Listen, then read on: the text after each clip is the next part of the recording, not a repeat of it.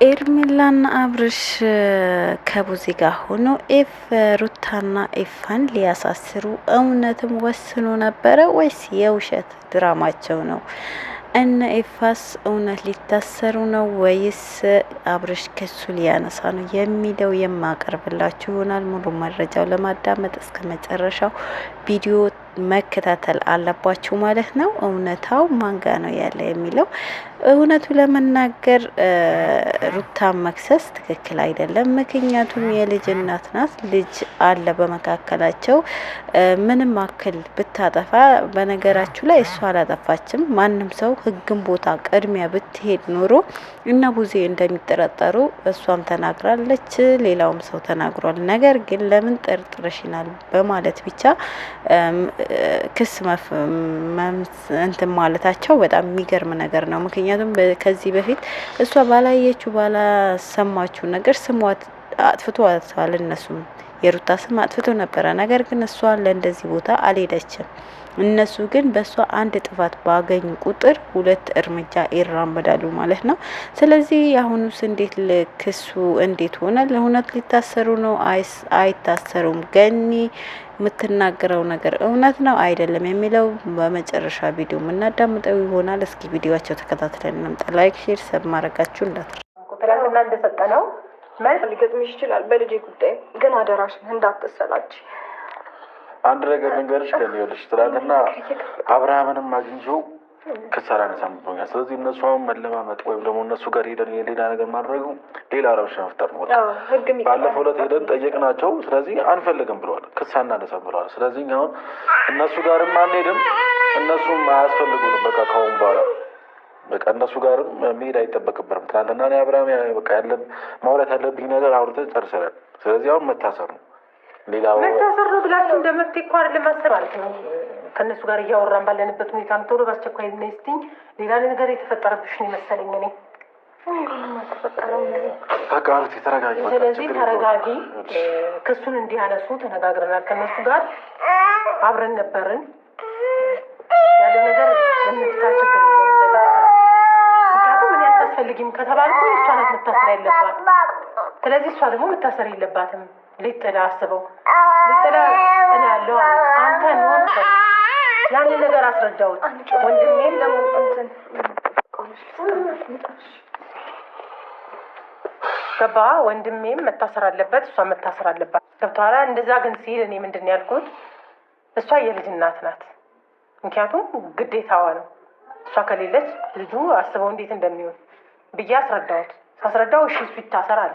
አይታሰርም፣ እሱ ይታረም ይታሰር እንደውም ሲል ለሁለታቸውም አይሆንም፣ ችግር የለውም ሆነሽ አሳድጊልኝ። እኔ በጣም ደጋግሜ ነገር ይሻለሁ። ብዙ ነገር ያየሁበት ልጄ ነው። በጣም ብዙ ውጣ ውረዳ ይቻለሁ እሱ የተነሳ አሁንም ቢሆን ጥናና እያረሻለሹ ነገር በመጀመሪያ ደረጃ ይህ መንግስት ነው የያዘው። ገብቶሻል? በኛው ተስማምተን እኛው በኛው የምንለቀው ነገር አለም አራዲ መንግስት ገብቶበታል። ስለዚህ እኛ እዛ ሄደን ደግሞ ቀን ባረዘምን ቁጥር ሌላ ክስ ነው የሚመሰረትብን። ስለዚህ አሁን አንቺ ወይ ሩታን ለማጽናናት ፈልገሽ ከሆነ ወይ የሆነ ነገር ለማድረግ ፈልገሽ ከሆነ እኛ እየባሰብን ነው የሚሄደው ነገሩ። ግን ደግሞ አውርተሻቸው ከሆነ ክስ እናነሳለን ካሉ በጣም ደስ ይለናል። ምክንያቱም ለእኔ ችግር የለውም፣ እኔ ብታሰርም ችግር የለብኝም። በጣም ያሳስበኝ የሩታ ነገር ነበር። ምክንያቱም በመካከል አሰላሙ አለይኩም ወራህመቱላሂ ወበረካቱ። ውድና የተከበራችሁ ውድ ፋሚሊዎች ሰላም ሰላም ብያለሁ። ሰላማችሁ በዚህ ይበልልኝ። መተናል። ላይክ፣ ሼር፣ ሰብ እያደረጋችሁ እስከ መጨረሻው ለመከታተል ሞክሩ። እንግዲህ ውድ ቤተሰቦቼ እና አብርሽ ደስ በሚል ሁኔታ ክስ እናነሳለን ብሎ ተስማምቷል። ነገር ግን እኔ አንድ የፈራሁት ነገር ቢኖር ክሱ እናነሳለን ብሎ እነሱን ጊዜ ለማስጨመርና የበለጠ ይቅርታ ህጉ እንዲጠቅባቸው ለማድረግ እንዳዩም ብዬ ፈርቻለሁ። ምክንያቱም ቡዜ በጣም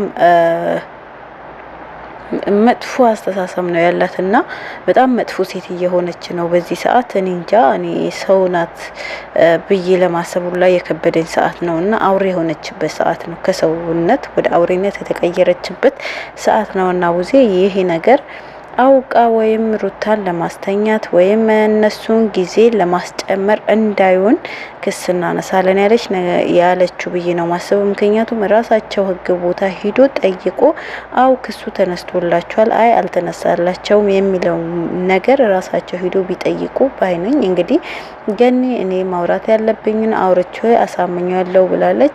ኤፍሬም ግን እስር ቤት እንዲገባ በጣም እንደፈለገ ተናግራለች።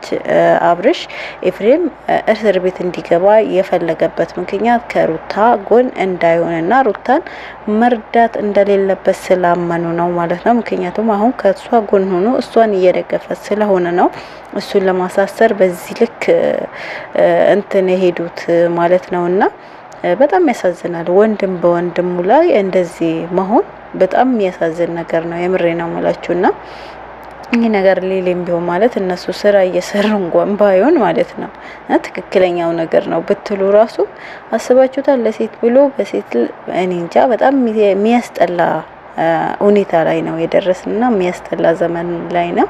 ስለዚህ ወንድም በወንድሙ ላይ በዚህ ልክ መጨካከኑ በጣም የሚገርም ነገር ነው። ለማንኛውም ይመቻችሁ፣ ሂዱበት፣ ቀጥሉበት ብለናል። ውድ ቤተሰቦች ላይክ ሼር አድርጉልኝ። ቻናሌ በጣም ተዳግሟል። ሼር እያደረጋችሁ አበረታቱኝ። ወዳችኋለሁ፣ አክብራችኋለሁ። እኔም ትንሽ ቶሎ እየለቀቅኩ አይደለም፣ በጣም የስራ ጫና አለብኝ። ለዛ ነው እየጠፋው ብቅ የምለው ማለት ነው። ትረዱኛላችሁ ብዬ አስባለሁ። ያው ባለችንም ሰዓት እንደዚህ ተፍተፍ እንበል በጌ ነው። የእናንተ ድጋፍ ደግሞ በጣም ያስፈልገናል። እንግዲህ ከጎኔ ሆኖ ሁላችሁንም ከልብ አመሰግናለሁ። ወዳችኋለሁ፣ አከብራችኋለሁ። ሰላም አለይኩም ወራህመቱላሂ ወበረካቱ።